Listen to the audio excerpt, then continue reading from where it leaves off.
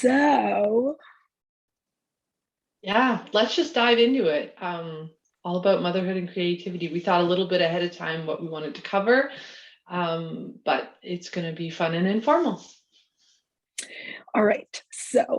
Lindsay, I guess I'll start with asking you, because it's something I ask you all the time anyway.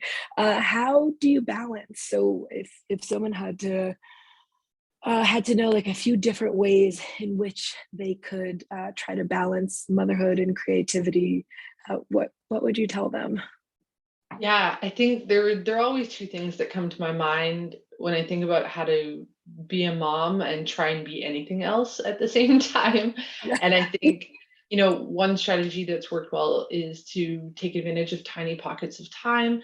I think a major shift for a lot of moms is that when you have a little person, they don't always schedule well and you don't always get big, we used to have hours where we could focus and dream and plan, and that it just isn't always the case with little people underfoot. So I find that, when I have, if they're napping, if things are quiet, I try and think in smaller units of time, 10 minutes, 20 minutes, and then make whatever task or idea that I'm working with fit into there, or or break it into pieces. Can I think about a specific topic? Or, I'm trying to think, like, for a book, maybe I can't write a whole section of a book or a whole manuscript, but like, can I just think about this one line? And that really for me helped everything in creativity be a lot more digestible, to just take it in smaller pieces, and also Mm, give myself grace that things might take a little longer now that I'm a I love mom that. and running a household. um, and the other half of that, I think, that I've been learning more recently with more children is that, finding ways to be creative together and to kind of Mm, coexist has been really, really wonderful. So if I want to sit and write stories or think about, my own creative projects, I do that alongside my kids. I think there's two really mm. beautiful bonuses of that. One, we can kind of co-create what we're working on, and they also see me being passionate and excited and inspired. And I think what better role model could you give your kids than happy, fulfilled parents? So I don't know. What do you think, Megan? I would love to hear what your take That's on this. incredible. That's incredible. I love the co-create too. That's something that I wouldn't necessarily have thought of. So that's beautiful. I love that. So for me, I start with just stopping. So it's weird to say I start with stopping, but I start by stopping and try to take deep breaths. It's not to say it works every time, like all of a sudden, okay, you take a deep breath, you're better, but it does help me. So I found the deep breaths help. I found that pausing helps, and in pausing, I'm able to reflect. And I think the last thing, that's something I've started doing recently, is just giving reminders to myself. So reminding myself that everything's happening the way it should be. As someone who sort of identifies as a creative of sorts, with that comes a lot of energy and a lot of wanting to get things done. And even though it's just my own timelines, it can feel stressful. So just reminding myself that the journey I'm on is the one that I should be on, and where I am is where I should be in it. That helps for sure. Yeah, I feel like that's such an important thing to have figured out. I mean, as you said, you're a new mom, so like this has been, the major changes have been happening for you in the last year or two, and I think that's so important and so healthy also for your own mental health. Yeah. All right. So with that, so with the balance, I think also comes challenges. And so would love to ask you, Lindsay, sort of what have been some of the most challenging roadblocks to staying creative? And how do you deal with that? I think people always predict the more logistical ones. I mean, where do you find the time, or where do you find the space, or how do you keep your kids' hands out of all your projects?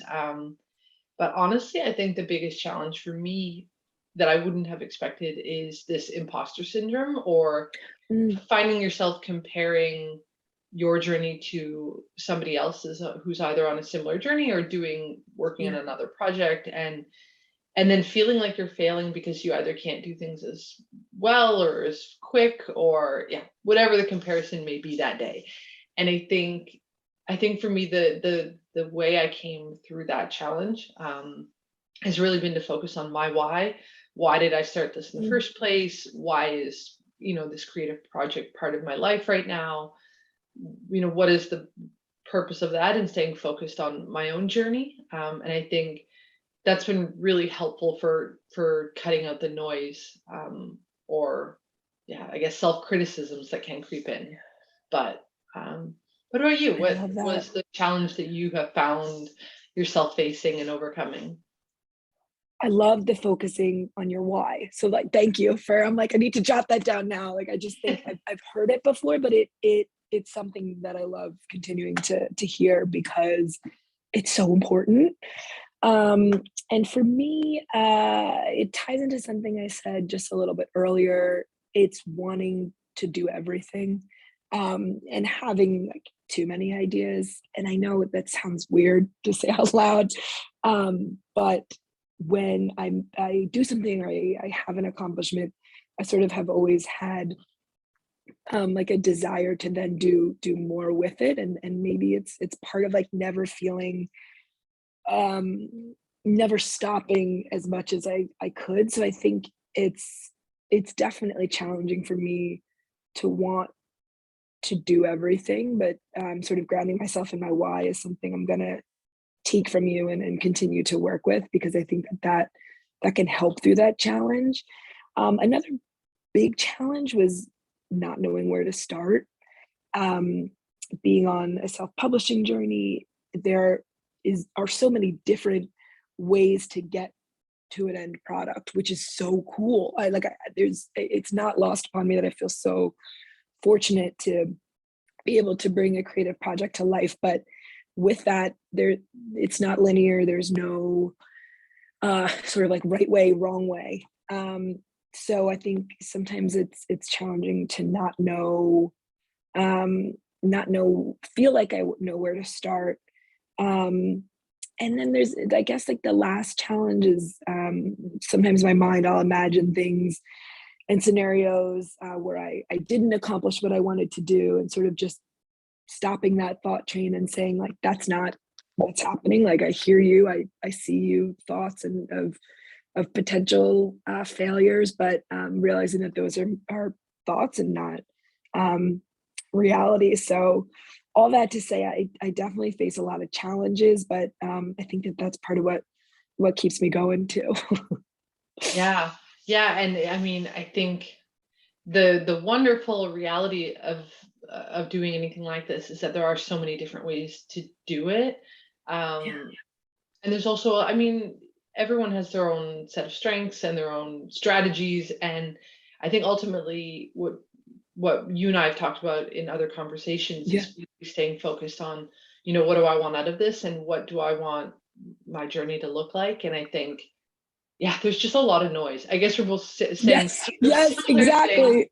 and figuring, what do you want to stay focused on, knowing that there are only so many minutes in a day, and that Yep. these are, can be a book, for example, can be a really important project that you do invest a lot of time and heart into.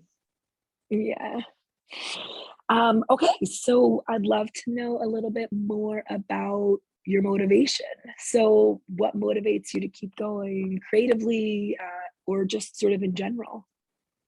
I think it's definitely linked to, overcoming my challenges. And I think for me, this my first book has been, it really started out in a very personal place and something that I was navigating and struggling through, and then and wanting to create a message that would support other women, or, new moms, new little families that were in a Yeah. similar situation as I was. And I think, as I said, that was very personal. It was very compelling in the early days, but I think the further I got into my project and, engaging with readers and thinking more clearly about what message I wanted to bring into the world, feeling the potential impact of that is really, I think, what motivated me in the hardest times, or, ever in any project, you creative or professional. I feel like you are going to be faced with opportunities to just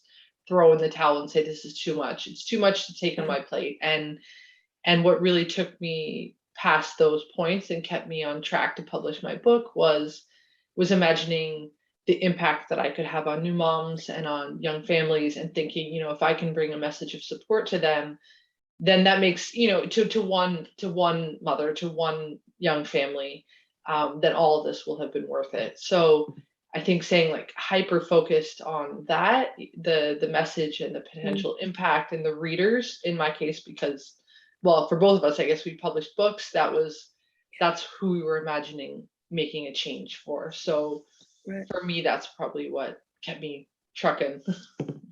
I love it. I love, yeah, the hyper focused too. It's so hard with all the noise. It's like social media, it's a blessing, it's a curse. I love our ability to be able to connect. It's how we connected, but at the same time it can be super noisy. And so for me it can feel like it presents challenges too. So hyper focus, I love that tip. And I think for me, what motivates me, honestly, my son definitely motivates me. I want to make sure he knows that I created things with a mission to make people feel less stuck, and that they're things that I really wanted to do and feel really proud of. So the impact that I'll hopefully have on him definitely motivates me. My husband is a huge motivation. I think family and support. Um, and yeah, I'm gonna borrow from what you said, and I think it's definitely also staying focused on what my end goal is, and not letting some of the thoughts or fears get in the way of that. Yeah, I kind of want to like extract from what you're saying also this opportunity for our, to Yeah. inspire our kids, but also to change what the future might look like for them, putting these positive messages into the world for them to find, for other kids to find, for other families to find. I think it feels really powerful, doesn't it? It's it's so true because I obviously stay up with the news, like I consume it, and at times it can often feel very overwhelming what's been happening just worldwide and daily. But I do feel a sense of pride and purpose knowing that there is one thing I can do, and I can write and I can bring a story to life, and that story might help. I think the story will help change conversations that kids and parents have. And I think that doing that one small thing is just incredibly cool, and for me incredibly rewarding. Yeah. And I mean, I know that you and I both will be very much guided by this by creativity narrowed down into children's book, because that's what we're thinking a lot about, and that's our medium in this moment. Yeah. But it is really exciting, and I think a lot of children's book authors are thinking about either conversations or thoughts that they want to influence, in little and big people, I would say. Yeah. All right. The super, super fun stuff. Can I ask you to share your favorite page with everyone on here? I know Yeah, most will have read the book. I've read it quite a few times, but I don't think I've ever asked you what's your favorite page. So what's your favorite if you had to pick one? yeah, and I'm gonna fail this question because I opened the book and you're looking at your creation and just thinking that it all feels so important. So I'm gonna just start at the beginning. Um, Yeah. I've left the book up behind. Hopefully people have noticed, but yeah. So the lovely haze of baby days is my little tribute to new moms and to the chaos of early motherhood. And yeah, I guess this book was very much about celebrating that beautiful fusion of like, and also bittersweetness of total chaos of being a new mom and being overwhelmed sometimes, but it also being this incredibly magical new love that you've never felt ever before. So I will just start from the beginning, and I'll show two spreads and then we can swap because I want to see your book too. So the Okay. lovely piece of baby days, um, which was written by me and illustrated by a super talented artist named Mia Fry Damgaard here in Denmark. And It starts, babies, babies everywhere, on the floor and in my hair. Oh, I'm going to try and zoom and find the right place to do this. There we go. Um, yeah, and you can see the babies everywhere. No, I love it. I love how her hair wraps around. Like Yeah. it's stunning. It's stunning. Yeah. So yeah, and I mean, Yeah. so babies, babies everywhere, on the floor and in my hair. Our rhythm beats the baby way. Most every night blurs into day. So I will just Beautiful. show the first two. You can see that like I wanted every mom to see themselves in this book. So it showcases different moms throughout the whole book and different moments that I think most new moms will relate to. And then wraps up with a nice little message of support at the end. So I think that's, Beautiful. yeah, that's, I mean, like I said, it's hard to pick a favorite spread, but I think what we really tried to capture in this book is this kind of dichotomy of chaos and really deep, rich love and this celebration of the motherhood community, I think, which is so instrumental in most of us navigating that time period in the early days.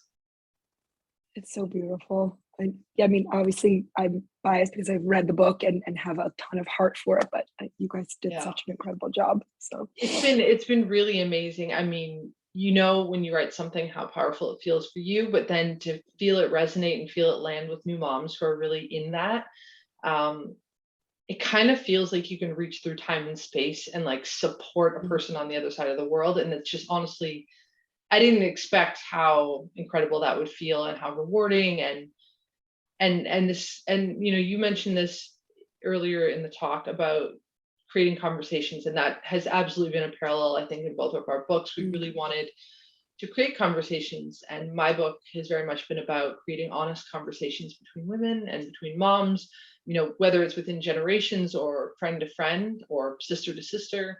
I think we especially, you know, in the last 2 years need new ways of supporting each other and being transparent about some of the challenges that we face at home with each other. yeah, um, so yeah, for me anyways, community and some yeah, of the moms I love in my life have really made a big difference in for me personally. So amazing. that is a bit about my book. Feel free to send questions if you have any, but I would love to see some of your brand new book, Megan. Okay, so I have it here. Funny you should ask.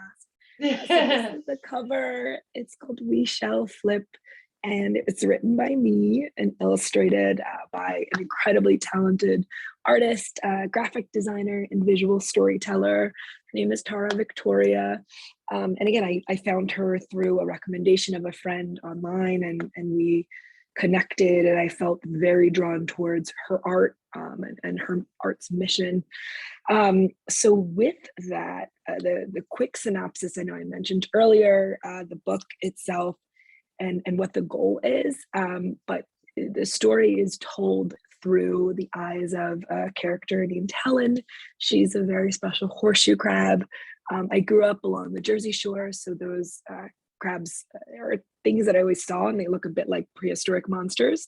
But then I had recently read a lot about them, and just felt very drawn to telling a strength story through their eyes. So I right now the book is available via the crowdfunding, the hardcover, not available for purchase just yet, but will be soon. And for me, it's also quite hard to pick a favorite spread, because each of them, like, you know, there was so much thought and meaning and rearranging and all the things, the behind the scenes that go into creations that make them so special.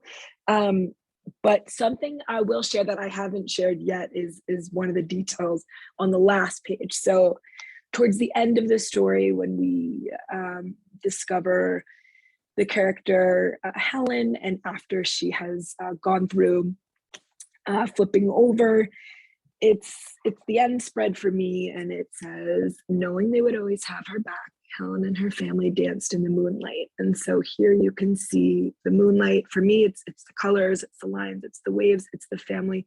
But there's a space there where it's a tiny detail of the mom crab saying M plus B, and that's my name. And then my husband's name. So it's like a little secret, tiny element that I'll share now, that I had a lot of fun making the book personal without in any way being about me.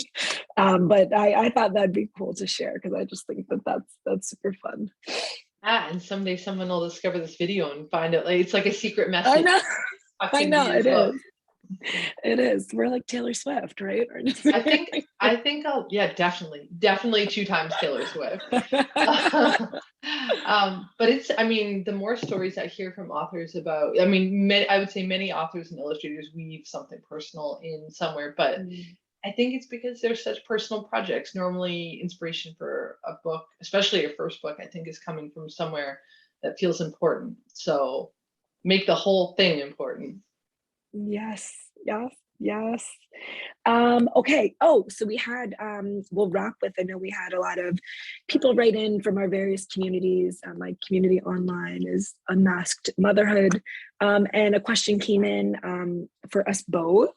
And I'll start by asking you.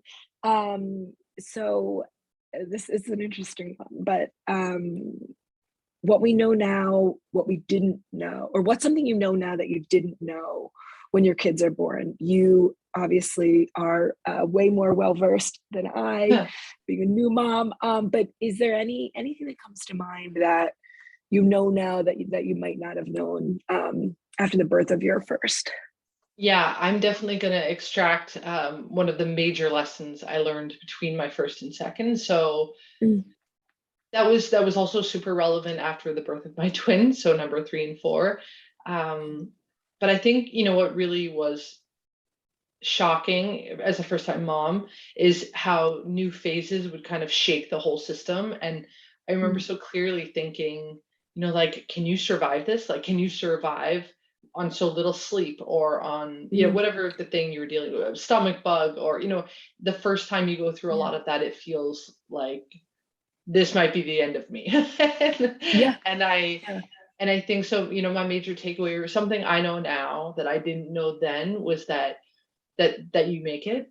That you make it, yeah, and that seasons pass, and that these things are all phases, and it's sort of like the ocean, the waves go up and down, and it will change and it will pass. And I think that was an assurance that I took in, the second time mom, when my son was born. I remember having a lot of peace knowing, okay, this is super hard, whatever it was that we were facing, but it will pass. yeah, Um and then I would say, then became really relevant when I felt like a new mom again with twin babies, and facing, things in different dimensions, and things that were problems when there were two that weren't problems with one. And I feel mm, like I came back to that a lot, still thinking like, this will pass, we will make it. And so that's maybe becoming even a mantra, like, just try and sink into whatever phase you're in, and just trust that it will pass. And yeah, that's probably what I yeah. took. What about you? I love that. For me, it's evolving. I feel like I learn something new every day, and that's okay. So that is one lesson, that you're not going to know it all at once. My husband and I are researchers and planners, and so sort of throwing plans out the door. Specifically, when the pandemic happened, it's the way in which we envisioned the beginning of our parenting journey being just was all sort of flipped on its head. Um, and so that comes to mind. I think also just the importance of parents and caregivers and whomever is raising, or is helping raise children, so be it teachers, doctors, just the importance of community in raising future generations is something that I didn't really understand the weight of Mhm. until becoming a mom, and just having so much more gratitude for everyone in my son's life, that's helping shape it alongside me and my family. Just feeling like a different and a heavier weight around the importance of those different folks and figures that help shape those lives. So I know if you told me this 10 years ago, I would just say that's silly. But like now I know it's so important. Um, a different appreciation for that for sure. Yeah, I mean, I think a lot of, well, probably all of us also look back at like motherhood is like a whole new learning curve. I don't know. I think you can prepare and read all you want, and the reality is until you meet your kid and figure out how life is going Yeah, to work with them, it's yeah, you can't learn it until you're faced with it in some instances. absolutely.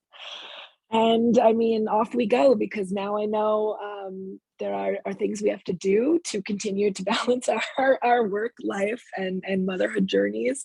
But I'll wrap first by saying sort of how you can follow me and get my book, and then we'll let Lindsay take us home. So you can follow me online. Go to unmaskedmotherhood.com for the newsletter. I'm most active on Instagram at Unmasked Motherhood. It's specifically a community that's formed around education and entertainment for parents and caregivers. And the book, right now, we're crowdfunding We Shall Flip on I Fund Women. Um, and specifically crowdfunding the hardcover. So if you can share that link in any way, would be incredibly grateful for that. There's a lot of rewards we have there, in addition to the book, that are specifically designed for parents and caregivers. So put a lot of thought and energy, and got some really creative friends involved in some of those rewards. So would love if you guys were able to check that out. Yeah. Um, do. It's really cool what you've put together. So I Thank you. definitely encourage Thank everyone you. to go check that out. Um, I'm also most active on Instagram. I do try and post on Facebook as well. And but yeah, you can find me at the Madsen Littles. I think we'll post our handles maybe afterwards. So you can find us. My book is available on my website, lindsaykmadsen.com. Also on Amazon everywhere. So you can, yeah, available in hardcover, paperback, and the board book is available in the US or through my website. So a little, yeah, that's my offset print run. So I have to be more selective where I warehouse it. Yes. But I think other than that, thank you so much for joining us. It's been fun chatting with you, Megan, and we'll probably piece this up so people can find some of this messaging in different places. Awesome. Thank you so much, Lindsay. And thank you to everybody for tuning in. We really appreciate it. Bye, everyone. Bye.